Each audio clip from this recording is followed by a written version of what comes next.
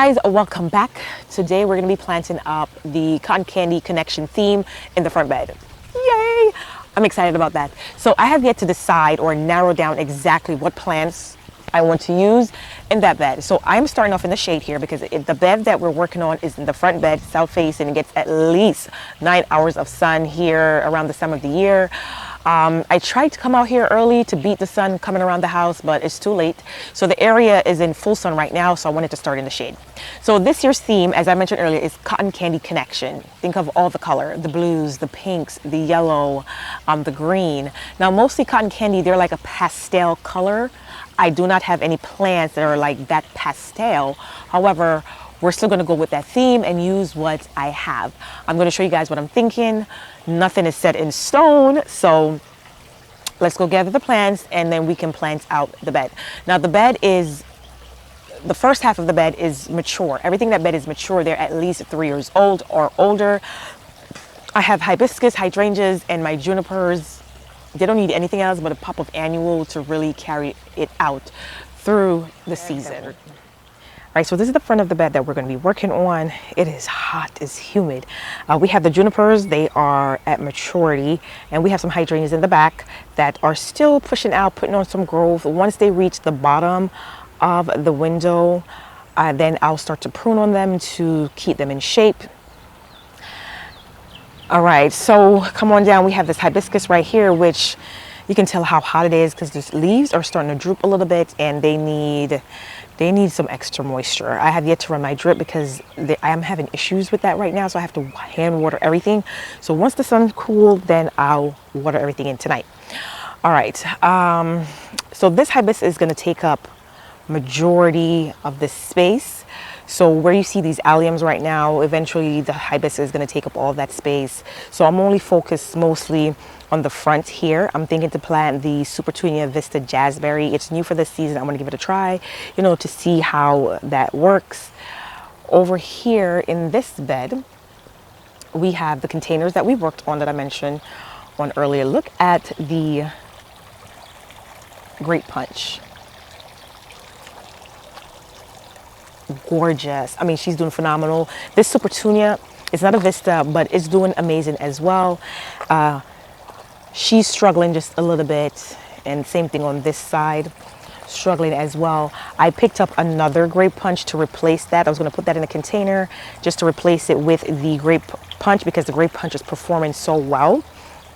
All right, so the plan, most of the plants for the cotton candy connection theme will be in this space, in this bed, and this is what I'm thinking. Something yellow, a sunflower. One of those sun-crumble sunflowers, yellow here in the back. Not the one with the red, not the Saturn, but the original sunflower. I'll probably use two. One here somewhere and one right in here. This is a Baptisia. It blooms in spring. When it's done blooming, it's nothing but foliage.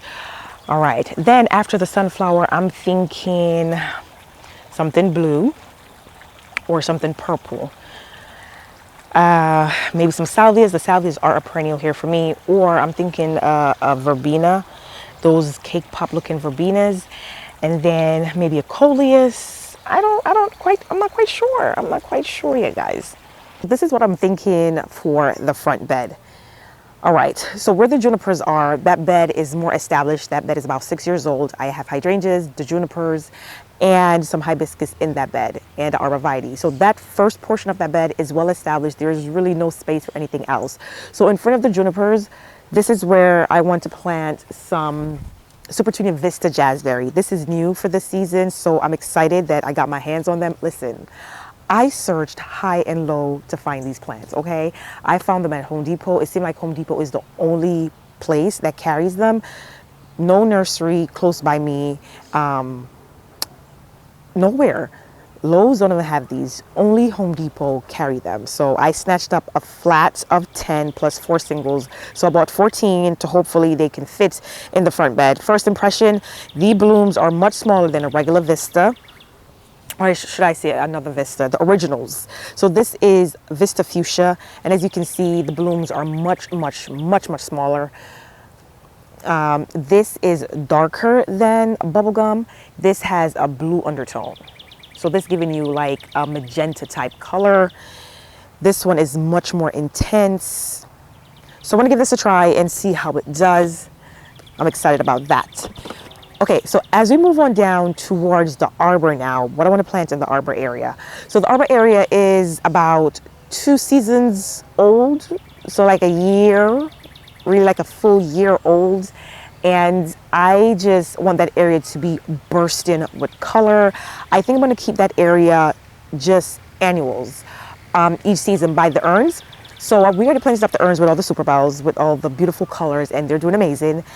So for my backdrop against the fence, I'm thinking to go with the Colorblaze Lime Time coleus. I love this color against the black fence. I think this will look amazing. So this would be the first layer, the backdrop, okay? And then pair it with the Angelonia. This is the perfectly pink Angelonia. So this gets 24 to 40 inches, and this gets 18 to 30 inches. So the coleus will always be a little bit ahead of this, and I think they will be great. Remember, the theme is Cotton Candy Connection. Give me all the color, okay? So lime green with the pink. Then the next layer down in front of this will be, the Agusta Lavender. This only gets 12 to 24 inches. So look at the lavender purple color. This is gorgeous. I love the flowers. The throat is like a yellow and white. This is beautiful. Like, it's going to be amazing. It's going to be amazing.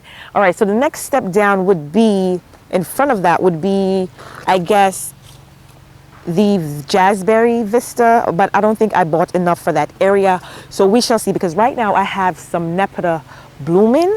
They're gorgeous, so I would have to plant those in front of the Nepeta. But the thing is, the Nepeta do not like much water, and the Vista, as we all know, they love water. They're water hogs. So I'm not quite sure what I'm going to do with that area yet. I think I could get away with some super bells because that area is pretty mounded and it drains really fast. So when I created that area, I had brought in a lot of soil. So I think I'm going to try super bells in ground. Now I know it's better to try them in containers and hang in basket because they do not like wet feet. However, here in my garden, I like to experiment and come up with my own conclusions with certain things. I don't just take it word for mouth. I like to, you know, try it myself, see if it works, see if it's a failure or not, and then go from there. I'm not saying that other individuals weren't correct when they try super bells in ground, and even the company when they suggest it's better in hanging baskets and containers than in ground planting. But I'm going to try it myself, give it some extra compost, and try to mount it up a little bit so it does not sit in water, and give it a try. Because I do have some left over that I would like to try. So we shall see. So that's what we have going on. So we have the green, we have the pink, it's not really blue, it's purple, and we have the yellow. I guess you could say the coleus is a yellow for the cotton candy connection, because when you think about cotton candy, you think about blue, yellow, pink, and green, and purple, right? So friends, this is the area I would like to start first. This is the area I would like to plant the coleus and the Angelonia and the Agusta Lavender in this mix. So as you can see, I have the Nepeta going. Amazing plant. Like, this plant is powerhouse. This plant has been blooming for about, I want to say 2 weeks now, doing great. I also have some sedums in here that I bought on clearance last fall for $1. I just popped them in here because this area was empty. So now I'm going to dig them out and put them in your permanent home once I'm finished planting this area. So I decided that this area, I would like for this area just to be annuals every single season, just right here, to be different kind of annuals, just all about color. I just love the intensity of color just in this area, and then it fizzle out as you go down towards the bed. So back here I have a Baptisia. I do not recall which one this is exactly, but every season it comes back, it gets a little bit bigger and bigger and bigger. So eventually it's going to take up this area and fill in. So I'm going to remove the sedums. We're going to have this empty space here, and then we're going to place the plants and see how it looks. I have some alliums that are just now about to open. Some of them are just coming up, just opening up. And this area is just going to be amazing. I also have some tulips in here that I deadheaded, not all of them, but I deadheaded, and it was the La Belle Epoque tulips and the Black Hero tulips. The hope is that they will come back for me. Many of you on Instagram told me that, you know, they did not come back for you. You treat them as annuals. So we shall see. In fall, I'm going to replant them again with the existing bulbs, just to make sure for security that in case the original set doesn't come back, I still have the new set. So let's just take out the sedums first and then place the plants.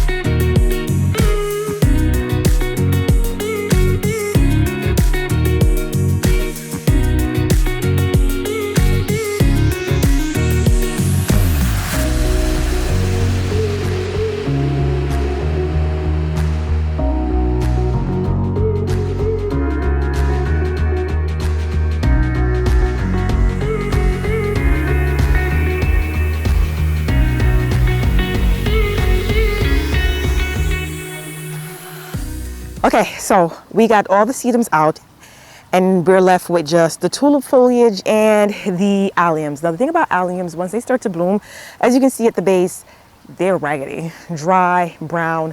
So when you're planting alliums, always try to plant them behind other things so you can kind of camouflage, hide the base of the alliums. That's what I did in the bed between me and my neighbors, which that bed looked amazing, fantastic.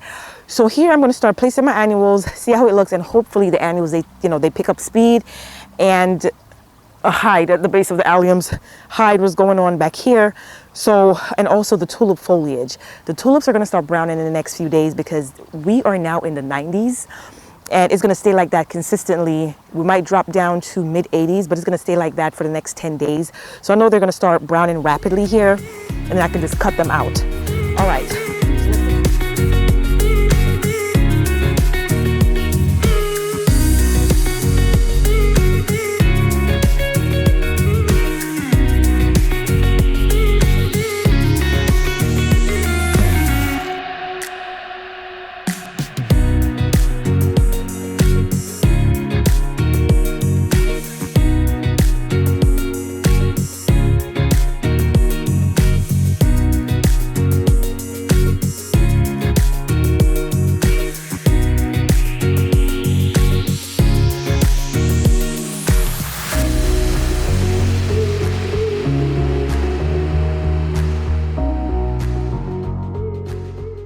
Okay, so here's what we have.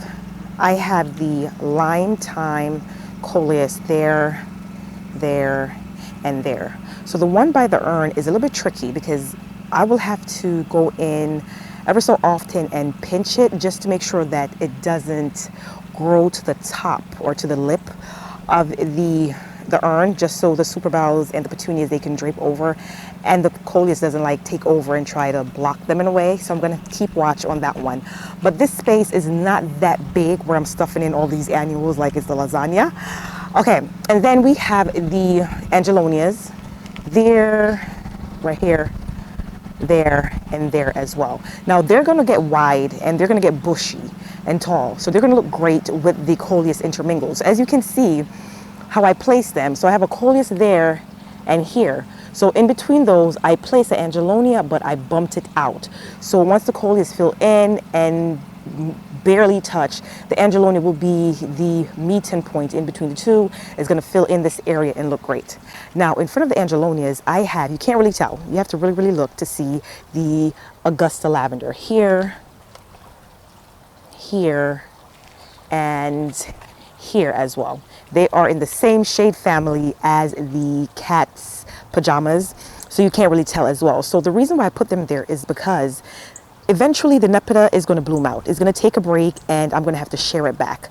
So by the time I do that, the Agusta Lavender will be wide enough, full of blooms and beautiful, so you will not miss anything. You will not even realize that the Nepeta is not blooming anymore because the Agusta is just going to take over and look amazing. So that's why I planted it the way I did. Now, I would like to plant some annuals in the front, some low-growing annuals in the front, some vistas or something, but I have to be very careful because the Nepeta does not like too much water. So right now I'm going to run some extra drip lines in here because there are some spots that doesn't have any at all, like especially here in the middle. So to just make sure that everything will be saturated and watered, I'm going to run some extra lines, and I'm going to straighten this out and move it away from the nepeta because there's already a line in the back here for the nepetas. So I'm going to re-divert the one in the front, fix it a little bit, and see if I can squeeze in some more color in this space. So what I'm going to do is work on this corner right here and then move one up to the rest of the bed.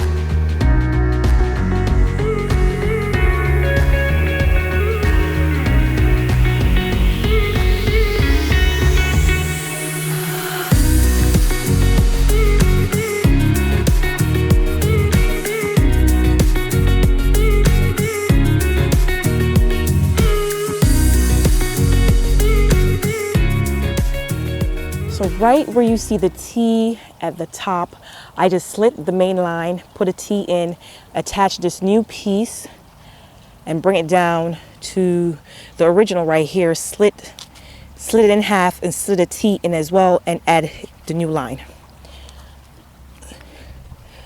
So this is a T coupler. This is a 1/2 inch. The tubing is also a 1/2 inch, and I just connect them together and, put them in. What is that? Ouch. Put them in together. There's a lot of stuff out here crawling on me. So what I learned when I first started to learn about drip irrigation, Jim Putnam at HorTube here on YouTube, that's who I learned it from. I think I watched one video of his regarding the drip situation, and then as the seasons go on and I get more experience, I tweak it to my liking and to what works for me. So I'll forever thank Jim over at HorTube. HorTube, over at HorTube or at HorTube for putting out that video. So that being said, there are some low spots since I dug out the sedums. There are some low spots that need some soil. So I have some topsoil to the side that I'm just going to come in with and top dress everything. And I'm not going to mulch until this whole bed is complete. So I might not even mulch today for this video. All right, I'm sweaty, I am hot. So I'm going to work on this bed, and then we're going to move on down to the other bed, the rest of the bed on this side by the junipers and the bird bath.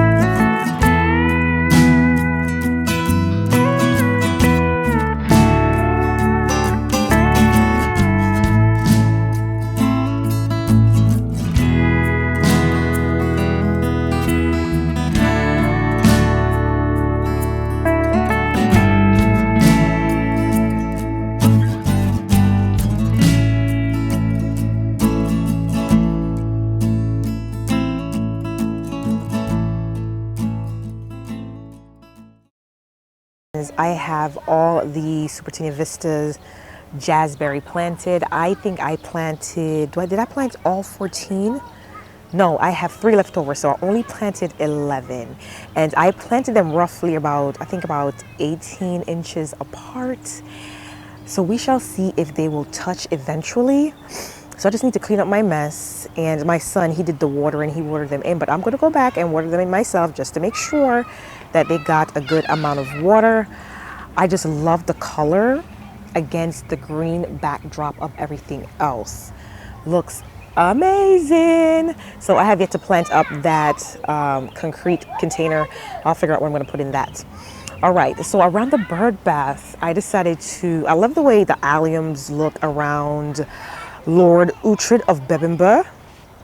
So I decided to go back in with the meteor shower verbena. So that's going to give me the same look and effect. I planted 5 around Uhtred of Bebbanburg. I'm sorry, Lord Uhtred of Bebbanburg. And it should be amazing. It should be cute. I just love the way everything here looks. I can never hold the camera straight. Everything just looks so crooked. But yes. And then we come on down. I think I already mentioned everything here earlier in the video about all of this. And I'm gonna tell you, this Nepeta right here, amazing. This is cat's pajama Nepeta. I have a lot of stray cats in my garden. They do not bother it at all. It is thriving. So my son, he did not water everything else in here. One last thing, the alliums, leave your alliums the way they are. I know they look a mess, but just like with your tulips, you want the leaves or the foliage to stay to start to, what is that? What's the word I'm looking for?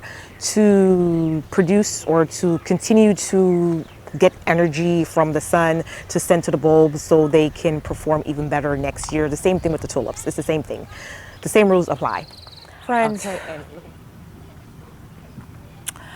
that's going to be it for today. You hear me? I don't have another ounce of energy left inside of me to do anything else. I have maybe like a smidget left just to clean up my mess, because I know my husband is going to come out here and be like, what the heck is going on in the front yard? Look like a tornado came through. So I'm going to pick up all these containers. I'm actually going to give them to someone because they want to use them for their business that they're doing, to repurpose some containers. So I'm going to clean up my mess, put everything where they need to go. I'm going to get these children of mine cleaned up, give them a bath, and get them ready for dinner. I'm going to go in, take care of myself as well, whip up something real quick for dinner, and just enjoy the rest of the evening with peace and quiet. I'm lying. My kids do not know how to be quiet unless they are sleeping. So I'm just going to enjoy the rest of the evening, probably have ice cream or a milkshake after dinner, and just enjoy this beautiful day. So that's going to be it for today, guys. Thank you guys so much for watching, and I'll see you in another video. A very exciting one at that. Very, very exciting. So until then, don't forget to wear your sunscreen and stay hydrated. Bye.